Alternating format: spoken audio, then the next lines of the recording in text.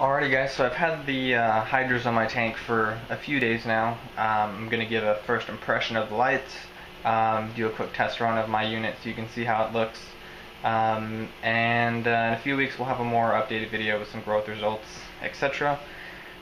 So first things first, obviously the tank does look a little bit more warm. Red and green UVs will do that. The fixture itself is a little bit dimmer than the Sol, at least visually to my eyes. I know we can't see the brightness effect of the UVs and the violets and stuff in true color as we see white a little bit better. But I do notice that at the whole unit at 50% versus the Sol at 50%, the Sol is noticeably brighter. So right off the back, there's one thing right there. It doesn't necessarily concern me as much because I do enjoy the reds, the greens, and the UV and violet a little bit more than just the standard whites. So I understand that, and I've had full spectrum units in the past, and they've all looked a little bit dimmer than just like a standard cool white, royal blue fixture. So the fixture's been up for a few days. I've seen a lot of corals open up a lot better than they normally have. The gold torch, and if you can see in the middle, the green torch have opened up a lot better since the addition of this light. I've also noticed the toadstool on the left. The polyps just look really nice right now since the addition of this light. We've also seen a huge increase in size in the anemone. I know right now it looks the same that it's looked in the past, but you can actually see on the toadstool on the right, there's like a little bit of blackening, a little bit of polyps that aren't fully opened. The anemone is actually getting so large that it's stinging the back of the toadstool. So what I'm going to have to do is move the toadstool up to where the Scuba Steve frog spawn is on the top, and then just move everything around so that the toadstool is clear of the anemone for now. I did notice that today, so we're going to try to keep that under control because that toadstool's been with me for a while, and it is definitely one of my favorite pieces in the tank. I haven't noticed any negative effects with corals, like corals not opening up or corals wasting away. I've only had the light for 2 days, so I didn't expect to see anything too crazy. I am pleasantly surprised by the torch's response. The rows on the left that the black clownfish is now hosting, right now it's a little closed. I just fed the tank a little while ago and the clownfish fed it some mysis. But I'm actually noticing a lot more green in the base that I hadn't noticed before. And I definitely think that the addition of the colored UVs, or the colored LEDs, is helping bring that out a little bit more. Also, if you guys saw the firefish swim by, the orchard dottyback, the firefish, they just both look amazing under these new lights. Same with the green star polyps. I'm not a huge fan of green star polyps, but they look pretty sweet under this new lighting. For moonlight, I'm using the UV at 6% as recommended by Aqua Illumination.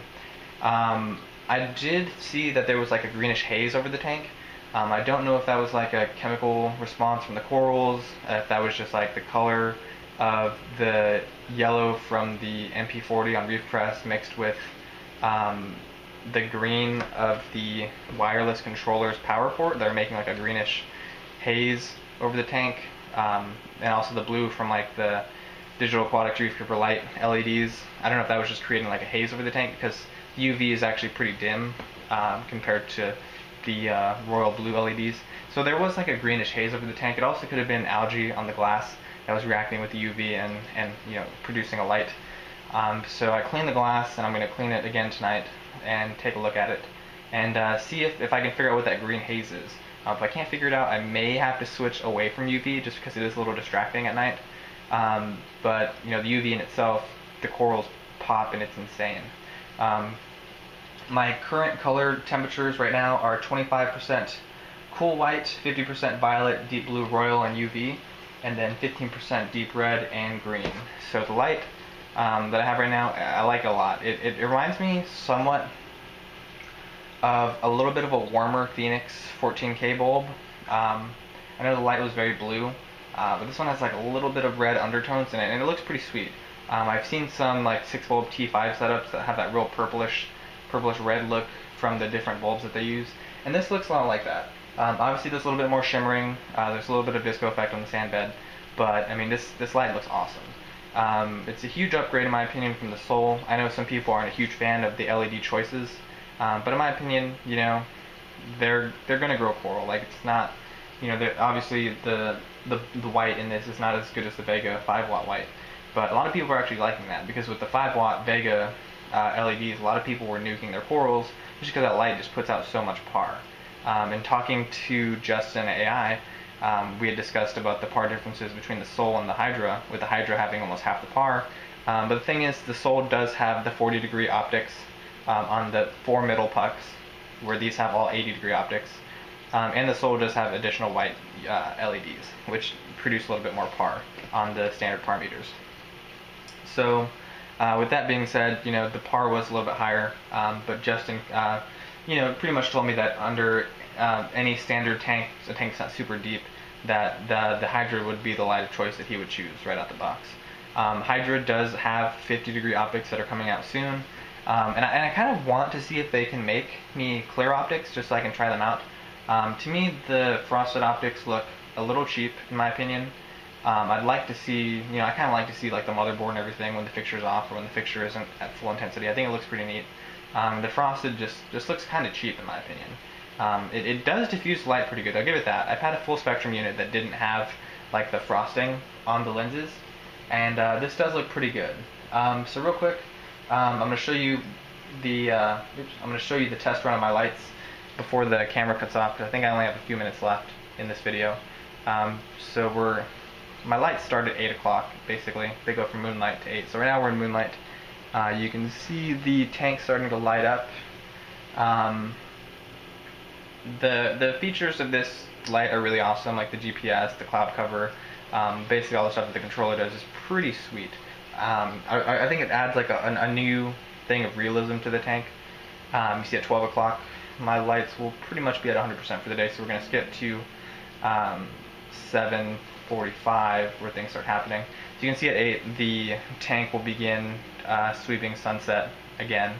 I do think that the features really make this light just amazing. Like it adds so much realism to the tank to be sitting there and you'll watch like a cloud go by, or different features, and the UV just looks awesome at night.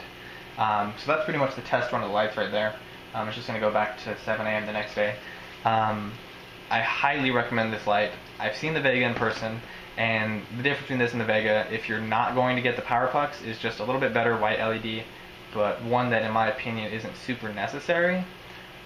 These fixtures will do amazing on your tank. The Vega's a nice fixture. I just don't see myself spending $50 per power puck to upgrade it the way I want it, especially because I'd be replacing all 8 power pucks that I would need for this tank, which would be just, like $200, like another $400 spent on the lights.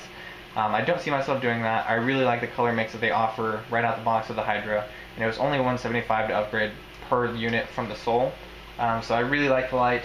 I'm going to try to get a par meter for a few friends of mine that want par results off this, but I can't promise that just because the people that I do know that have par meters that have to drive to San Antonio to get it, come back, test the par, then drive back that same day, and I don't know how much I'm willing to do that just because I'm on the the college student budget with random aquarium splurges like this. So I don't know how soon it'll be until I can get a par meter, but I'll try to get that as soon as possible. But like I said, I love the light. I love my coral's response to it, and I really, really like both. Or I have 3 anemones, one's in the back. I like all the response that they've given me. I did notice that the green one that I had before moved to the front of the tank. In the previous edited video that I shot, he's actually moved to the back now. I don't know if that has anything to do with the lights, if it was anything to do with the flow, if he just didn't like it there, he was just trying it out.